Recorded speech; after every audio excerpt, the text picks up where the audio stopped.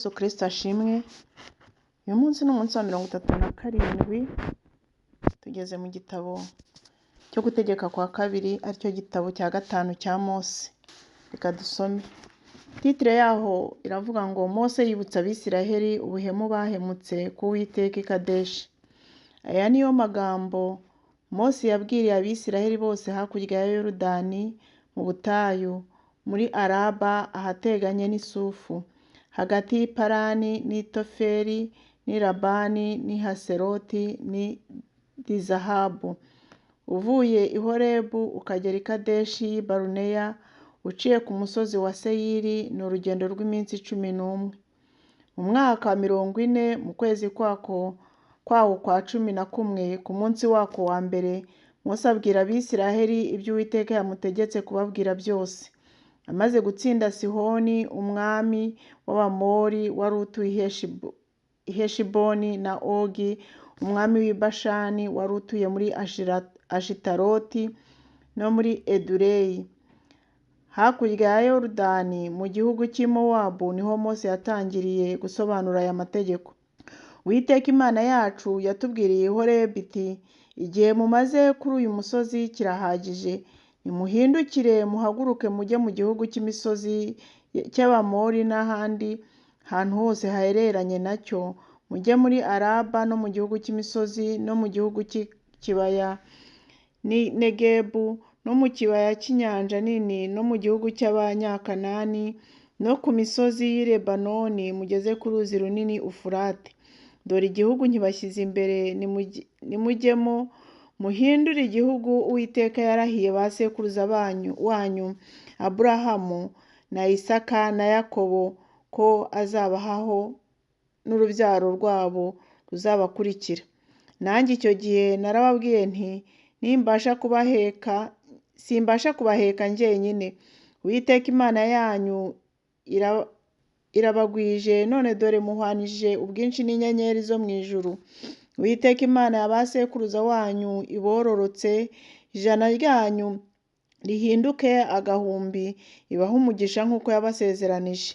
Nabasha nte kubaheka njyenyine ko munziga mukamvuna mugakubitaho intonganya zanyu? Mutoranye mu miryango yanyu abahanga b'abanyabwenge b'ikimenywa bose, mbagire abatware banyu. Muransubiza muti, ibyo uvuze ni byiza, tubikore. Nuko ntoranya abatware b'imiryango yanyu, abagabo b'abahanga b'imenywa bose, bahindura abatware banyu, ngo bamwe batware 1,000, abandi 100, abandi 50, abandi 10, batware mu miryango yanyu. Muri icyo gihe nihanangirije abacamanza banyu nti, muburanirwe imanza za bene wanyu, mujye muca imanza zitabera, iz'umuntu na mwene wabo cyangwa iz'umuntu n'umunyamahanga umusuhukiyeho. Nimuca imanza ntimukite ku cyubahiro cy'umuntu. Aboroheje n'abakomeye mujye mubahwanya. Ntimugatinye amaso y'abantu, kuko Imana ariyo ibacisha urubanza, kandi urubanza ruzajya rubananira mujye murunzanira ndwumve nduce. Icyo gihe nabategetse ibyo mukwiriye gukora byose. Nuko duhaguruka i Horebu turangiza bwa butayu bunini buteye ubwoba, ubwo mwabonaga duca mu nzira ijya mu gihugu cy'imisozi cy'Abamori, uko Uwiteka Imana yacu yadutegetse, tugera i Kadeshi Baruneya. Ndababwira nti, mugeze mu gihugu cy'imisozi cy'Abamori, icyo Uwiteka Imana yacu iduha. Dore Uwiteka Imana yawe igushyize icyo gihugu imbere. Zamuka ugihindure uko Uwiteka Imana ya ba sekuruza wanyu yagutegetse. Ntutinye, ntukuke umutima. Mwumvise mwese mwigira hafi yanjye murambwira muti, dutume abatasi batubanzirize badutatire icyo gihugu, bagaruke batubwire inzira dukwiriye kuzamukiramo n'imidugudu tuzageramo. Iyo nama ndayishima, mbatoranyamo abagabo 12, umwe umwe mu miryango yose. Barahaguruka bazamuka uwo musozi, bagera mu gikombe cya Eshikoli, baragitata. Benda ku mbuto z'icyo gihugu barazituzanira, batubarira inkuru bati, igihugu Uwiteka Imana yacu iduha ni cyiza. ariko mwe ntimwemera kuzamuka, ahubwo mwanga itegeko ry'Uwiteka Imana yanyu murayigomera. Mwitotombera mu mahema yanyu muti, Uwiteka aratwanga, nicyo cyatumye adukurira mu gihugu cya Egiputa kutugabiza Abamori ngo baturimbure. Mbese turazamuka tujye he ko bene wacu badukuje imitima kutubwira bati, abantu baho baturuta ubunini, baradusumba, imidugudu yabo ni minini, goteshejwe inkike z'amabuye zigera mu ijuru, ndetse twabonyeyo n'Abanaki. Ndababwira nti, ntimugire ubwoba, ntimubatinye. Uwiteka Imana yanyu ibajya imbere, niyo izabarwanira, ibakorere ibihwanye n'ibyo yabakoreye muri Egiputa byose mu maso yanyu no mu butayu aho mwabonaga mugenda. Uwiteka Imana yanyu ibahetse nk'uko umugabo aheka umuhungu we mu rugendo mwagenze rwose mukageza aho mwagereye ino. Maze ibyo ntibyatuma mwizera Uwiteka Imana yanyu yabagiraga imbere mu nzira kubashakira aho mubamba amahema, igendera mu muriro nijoro ngo ibayobore inzira mucamo, ikagendera mu gicu ku manywa.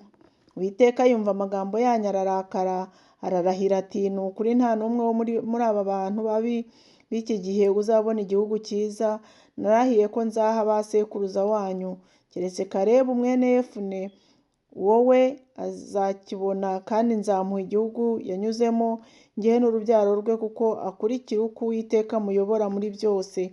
Kandi Uwiteka yandakariye ku bwanyu arambwira ati, nawe ntuzajyamo. Yosuwa mwene Nuni uhagararira imbere yawe kugufasha niwe uzajyamo, umuhumurize, kuko ari we uzagihesha Abisirayeli ho gakondo. Kandi abana banyu bato mwavuze ko bazaba iminyago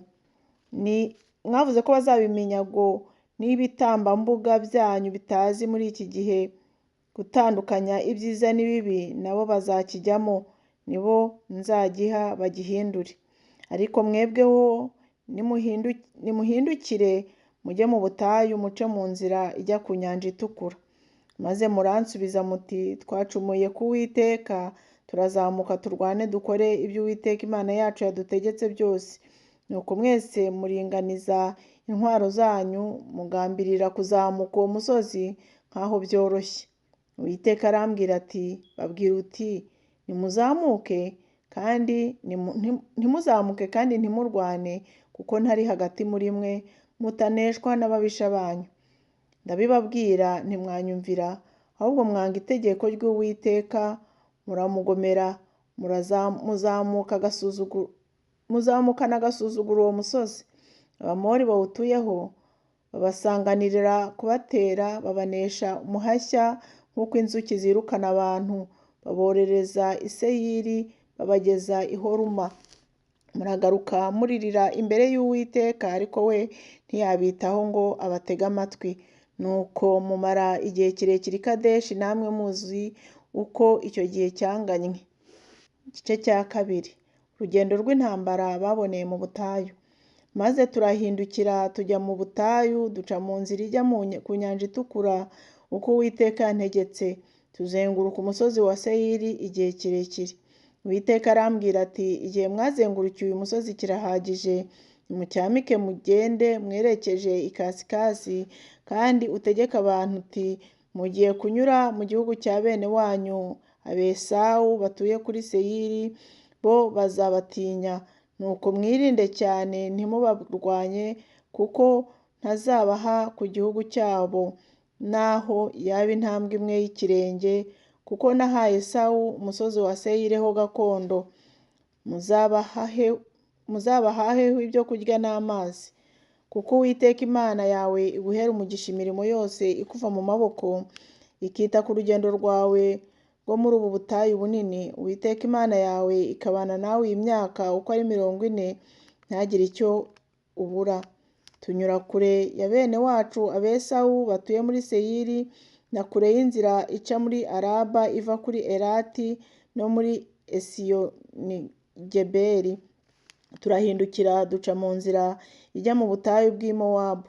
Uwiteka arambwira ati, ntugirire Abamowabu urugomo, ntubarwanye kuko ntazaguha ku gihugu cyabo ho gakondo, kuko nahaye abaroti ariho gakondo. Kera Abemi baturagayo bwari ubwoko bukomeye bw'abantu benshi barebare nk'uko Abanaki bameze. Bariya nabo bitwa Abarafa nk'uko Abanaki bitwa, ariko Abamowabu babita Abemi. Kandi kera Abahori baturaga kuri Seyiri, maze Abesawu barabazungura babarimburira imbere yabo, batura ahabo nk'uko Abisiraheli bagiriye igihugu cya gakondo yabo Uwiteka yabahaye. Uwiteka ati, nuko nimuhaguruke mwambuke akagezi Zeredi. Nuko twambuka ku kagezi Zeredi uhereye igihe twaviriye i Kadeshi Baruneya ukageza igihe twambukiye ako kagezi Zeredi ni imyaka 38. Igeze igihe abarwanyi ba cya gihe bose bashiriye mu ngando zabo uko Uwiteka yari yarabarahiye, kandi amaboko y'Uwiteka yarwanaga nabo ngo abarimburire mu ngando zabo ageze aho bashiriye. Maze abarwanyi bose bamaze gupfa bashize mu bantu, Uwiteka arambwira ati, uyu munsi ugiye kunyura muri Ari urenge urugabano rw'i Mowabu, kandi nugera ahateganye n'Abamoni ntubagirire urugomo ntubarwanye, kuko ntazaguha ku gihugu cy'Abamoni ho gakondo ubwo nagihaye abaroti ho gakondo. Icyo gihugu nacyo cyitwa icy'Abarafa, kuko Abarafa baturagamo kera, ariko Abamori babita Abazamuzumi. Bwari ubwoko bukomeye bw'abantu benshi barebare nk'uko Abanaki bameze, ariko Uwiteka yabarimburiye imbere y'Abamoni, barabazungura batura ahabo nk'uko yagiriye Abesawu batuye kuri Seyiri, ubwo yarimburiraga Abahori imbere yabo bakabazungura bagatura ahabo bakageza na bugingo n'ubu. N'Abawi baturaga mu birorero bakageza i Gaza barimbuwe n'Abafutori baturutse i Kafutori batura ahabo. Iteka ati, nimuhaguruke mugende mwambuke umugezi Arunoni, dore mbagabizanije Sihoni Umwamori, umwami w'i Heshiboni n'igihugu cye, mutangire kugihindura mumurwanye. Uyu munsi ndatangira guteza ubwoba amahanga yose yo munsi y'ijuru ngo agutinye. Bazumva inkuru yawe bahinde imishyitsi, ubatere kubabara cyane. Kandi ni mu butayu bw'i Kedemoti ntuma intumwa kuri Sihoni umwami w'i Heshiboni kumubwira amagambo y'amahoro ziti, reka nyure mu gihugu cyawe, azaca mu nzira nini, ye gutambikira iburyo cyangwa ibumoso. Uzamuhahisha ibyo kurya n'amazi, umwemerere gucishamo amaguru gusa, nk'uko Abesawu batuye kuri Seyiri n'Abamowabu batuye muri Ari bamugiriye. Agenda ageze aho azambukira Yorodani, agere mu gihugu Uwiteka Imana yacu iduha. Maze Sihoni umwami w'i Heshiboni ntiyemera ko tunyura mu gihugu cye, kuko Uwiteka Imana yawe yanangiye umutima we ikawukomereza kugira ngo imukugabize nk'uko biri na none. Uwiteka arambwira ati, dore ntangiye kukugabiza Sihoni n'igihugu cye, tangira kugihindura ubone kukigira gakondo. Maze Sihoni adusanganiza ingabo ze zose iya hasi ngo aturwanirizeyo, turwanye Uwiteka Imana yacu iramutugabiza, tumwicana n'abahungu be n'abantu be bose. Icyo gihe dutsinda imidugudu ye yose turayirimbura rwose, si abagabo si abagore si abana bato, ntitwasiga n'uwa kirazira, keretse amatungo yonyine niyo twanyaganye n'ibyo twasahuye mu midugudu twatsinze. Uhereye kuri Aroweri iri mu mutwe w'igikombe cyo kuri Arunoni, no ku mudugudu uri muri icyo gikombe ukageza kuri Galeyadi, ntihagira umudugudu utunanizwa n'uburebure bw'inkike z'amabuye zawo, ahubwo Uwiteka Imana yacu itugabiza yose. Icyakora ntimwigira hafi y'igihugu cy'Abamoni, igikombe cyose cyo ku mugezi Yaboki, n'imidugudu yo ku misozi n'ahandi hose Uwiteka Imana yacu yatubujije gutera. Igice cya gatatu. Maze turahindukira turazamuka duca mu nzira ijya i Bashani. Ogu umwami w'i Bashani adusanganiza ingabo ze zose muri Edureyi ngo aturwanirizeyo. Uwiteka arambwira ati ntumutinye, kuko nkukugabizanije n'abantu be bose n'igihugu cye, nawe umugirire uko wagiriye Sihoni umwami w'Abamori, wa wundi wari utuye i Heshiboni. Nuko Uwiteka Imana yacu itugabiza na Ogi umwami w'i Bashani n'abantu be bose, turamurimbura tugeza aho tutamusigiye n'uwa kirazira. Icyo gihe dutsinda imidugudu ye yose, ntihagira umudugudu wabo tudatsinda. Yari imidugudu 60 yo mu gihugu cyose cya Arugobu umwami wa Ogi w'i Bashani. Iyo midugudu yose yagoteshejwe inkike z'amabuye ndende zirimo ibyugarira bikomejwe n'ibihindizo, kandi hariho n'indi midugudu idafite inkike z'amabuye myinshi cyane. Turayirimbura rwose nk'uko twagiriye Sihoni umwami w'i Heshiboni. Imidugudu yose tuyirimburamo abagabo n'abagore n'abana bato, ariko amatungo yose n'isahu yo muri yo midugudu tubijyanaho iminyago. Icyo gihe duhindura igihugu cy'abo bami b'Abamori bombi bari hakuno ya Yorodani, duhera ku gikombe cyo kuri Arunoni kugeza ku musozi wa Herumoni. Umusozi wa Herumoni Abasidoni bawita Siriyoni, Abamori bawita Seniri.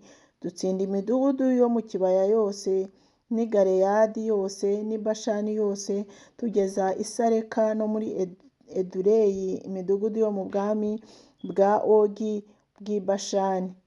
Kuko Ogi umwami w'i Bashani ari we wenyine wari ukiriho mu bari basigaye b'Abarafa, igitanda cye cyari icy'icyuma ntikikiri i Raba y'Abamoni. Uburebure bwacyo bwari mikono 9, ubugari bwacyo bwari mikono 4, nk'uko mukono w'umuntu ureshya. Nuko icyo gihe duhindura icyo gihugu gihereye kuri Aroweri iri mu mutwe w'igikombe cyo kuri Arunoni, n'igice kingana n'ikindi cy'igihugu cy'imisozi cy'i Galeyadi biha Abarubeni n'Abagadi. Igice gisigaye cy'i Galeyadi n'i Bashani yose ubwami bwa Ogi biha igice kingana n'ikindi cy'umuryango wa Manase. Baha igihugu cya Arugobu cyose na Bashani yose cyitwaga igihugu cy'Abarafa. Yayiri umwuzukuruza wa Manase ahindura igihugu cya Arugobu cyose ageza ku rugabano rw'Abanyageshuri n'Abanyamaka. Yiyitirira imidugudu y'i Bashani, ayita imidugudu ya Yayiri uko yitwa na bugingo n'ubu. Nuko mpa Abamakiri i Galeyadi. Abarubeni n'Abagadi mbaha igice cy'i Galeyadi gihereye ku gikombe cyo kuri Arunoni, urugabano ruri hagati muri cyo kikageza ku mugezi Yaboki, ni wo rugabano rw'Abamoni. Kandi mbaha Araba na Yorodani ho urugabano ihereye i Kinereti ikageza ku nyanja yo muri Araba, niyo nyanja y'umunyu iri hepfo y'agacuri ka Pisiga mu ruhande rw'iburasirazuba. Icyo gihe ndabategeka nti Uwiteka Imana yanyu yabahaye iki gihugu kugihindura. Intwari mwese mwambuke mujye muri bene wanyu Abisiraheli imbere mufite intwaro, ariko abagore banyu n'abana bato n'amatungo yanyu nzi yuko mufite benshi bisigare mu midugudu yanyu mbahaye, mugeze aho Uwiteka azahera bene wanyu kuruhuka nk'uko yakubahaye namwe, bagahindura igihugu Uwiteka Imana yanyu ibaha hakurya ya Yorodani. Maze muzabone uko mugaruka umuntu wese muri gakondo ye mu gihugu nabahaye. Icyo gihe ntegeka Yosuwa nti amaso yawe yiboneye ibyo Uwiteka Imana yanyu yagiriye ba bami bombi byose. Uko niko Uwiteka azagirira ubwami bwose mwambuka mujyamo. Ntimubatinye, kuko Uwiteka Imana yanyu ariyo ibarwanirira. Icyo gihe ninginga Uwiteka nti Mwami Uwiteka, utangiye kwereka umugaragu wawe gukomera kwawe n'amaboko yawe menshi. Ni iyihe mana yo mu ijuru cyangwa yo mu isi ishobora gukora ibihwanye n'ibyo ukora n'imirimo yawe ikomeye? ndakwinginze emera ko nambuka nkareba igihugu cyiza kiri hakurya ya Yorodani, iriya misozi myiza ya Lebanoni.